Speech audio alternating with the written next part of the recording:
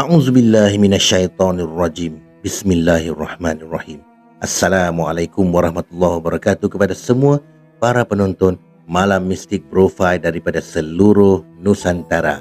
Diharapkan anda semua berada dalam keadaan sihat dan sejahtera.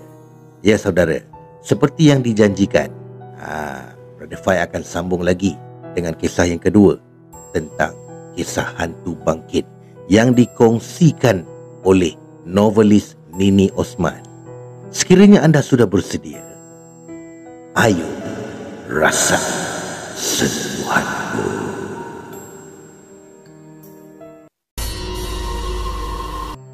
Kisah ini juga diceritakan oleh ibu saya dan ianya berlaku sudah lama, iaitu pada puluhan tahun dulu.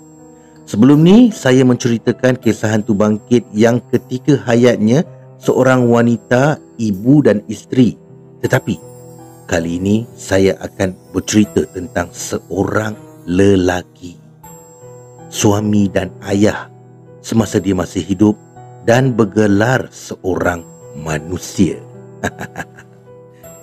Seperti yang kita tahu, tiada istilah manusia yang sudah mati akan hidup kembali. Sesungguhnya apa yang dilihat ialah permainan syaitan dan iblis. Arwah ni ketika masih hidup juga mengidap pelbagai jenis penyakit. Setelah berlawan dengan penyakit-penyakitnya selama bertahun-tahun, dia akhirnya meninggal dunia. Dari apa yang saya dengar, arwah dikatakan berasal dari keturunan bangkit yang agak kuat. Wallahu alam. Di Sarawak ni memang sangat terkenal dengan kisah hantu bangkit. Jika tanah semenanjung popular dengan Pontianak, Langsui, Pocong dan Toyol, di Sarawak pula selalu dikaitkan dengan kisah hantu bangkit. Tetapi saya tak pasti jika ia masih berlaku pada zaman sekarang. Cerita-cerita yang dikongsikan kepada saya semuanya berlaku pada puluhan tahun dulu, ketika ibu saya masih kecil atau remaja.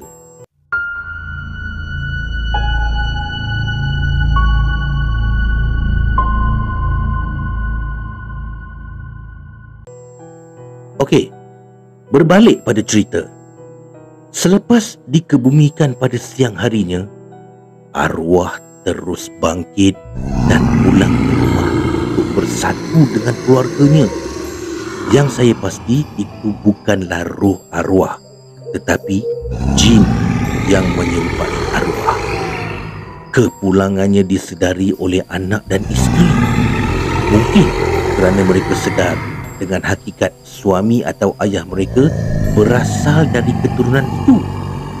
Boleh dikatakan hampir sama dengan hantu raya yang menyerupai tuannya. Arwah pulang ke rumah dan akan menyelongkar dapur untuk mencari makanan. Selalunya, arwah akan berlagak seperti dia masih lagi hidup dengan meminta supaya makanannya dihidangkan di atas meja. Ya Allah, malah mahu meniduri isteri walaupun bukan bergelar manusia lagi. Kes ni juga serupa dengan kes hantu raya yang menyerupai tuannya dan ingin meniduri isteri tuannya. Saudara, anak dan isteri yang mana yang tak takut jika terjadi hal sebegini, kan?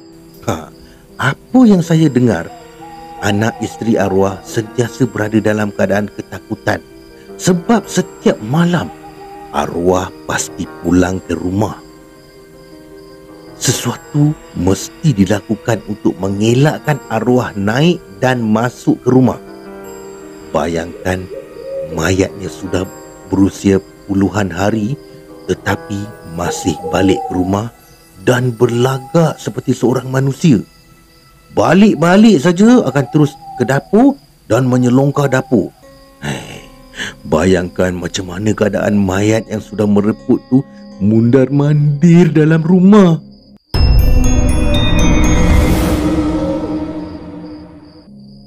Selepas tu, anak dan isteri arwah akan meletakkan nasi dan lauk pauk di luar, di bawah pokok yang kedudukannya agak jauh dari rumah. Jadi, arwah yang pulang akan makan di situ dan pinggan mangkuk akan terus dibuang selepas digunakan. Sebabnya, semuanya pinggan mangkuk tu akan berbau busuk dan dipenuhi dengan tanah kubur. Esoknya, akan diletakkan lagi nasi beserta lauk pauk di tempat yang sama menggunakan pinggan mangkuk yang lain pula. Begitulah aktiviti harian mereka sehingga arwah sudah tidak lagi pulang ke rumah selepas 40 atau 100 hari. Saya sudah tidak ingat berapa hari arwah tu bangkit. Selain makan di bawah pokok, gayung yang diperbuat daripada tempurung kelapa juga dilubang-lubangkan. Zaman dulu akan ada tempayan berisi air dekat tangga kan. Sebelum naik ke rumah akan basuh kaki dulu. Lepas makan, arwah akan berjalan menuju ke rumah, tetapi akan menjirus kakinya terlebih dulu, macam apa yang selalu dilakukan ketika masih hidup. Jadi gayung yang berlubang-lubang tak dapat menampung air yang dicedok.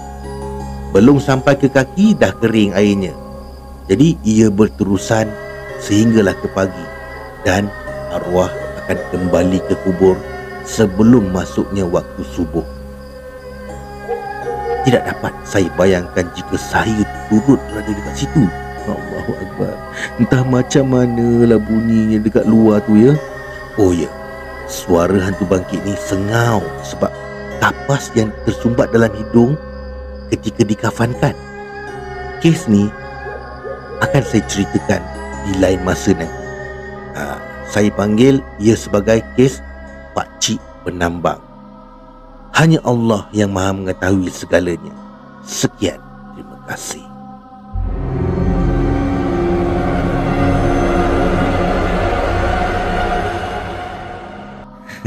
Ya saudara, itulah dia kisah perkongsian daripada novelis Nini Osman ya, mengenai hantu bangkit, bahagian yang kedua. Cuba bayangkan ya, kalau kita berada di tempat ibu kepada Nini Osman ni, macam mana lah agaknya ya. Ya Allah, tak boleh lah nak bayang, tak boleh brain lah. Apapun, terima kasih Nini Osman kerana sudi kongsikan pengalaman ibu anda. Okey, terima kasih juga kepada anda yang sudi mendengar kisah ini. Jangan lupa subscribe, tekan butang loceng, komen dan share. Kerana subscribe, tekan butang loceng, komen dan share itu adalah gratis. Kita jumpa lagi dengan kisah-kisah yang lain pada hari lain nanti. Okay? Peace. No war.